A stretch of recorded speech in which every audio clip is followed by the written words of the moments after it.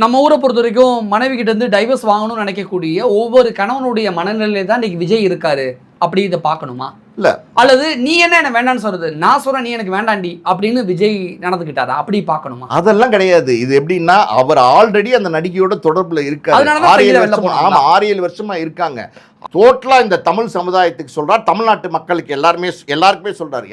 அவங்க பேசுறதெல்லாம் உண்மைதான். இப்போ என்ன செய்ய போறீங்க?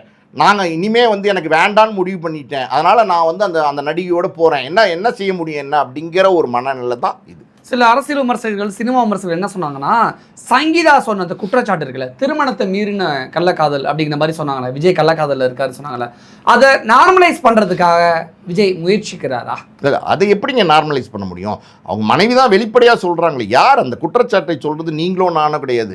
அந்த குற்றச்சாட்டை சொல்கிறது கோர்ட்டில், நீதிமன்றத்தில் சொல்கிறது சங்கீதா தான். சங்கீதா யார் அப்படின்னா விஜயோட மனைவி. எத்தனை வருஷமா மனைவியா அப்படின்னா 28 வருஷமா. அவங்களுக்குள்ளே ஒரு காதல் தான். அந்த காதலுக்கு தான் திருமணத்தில் முடிஞ்சிருக்கு.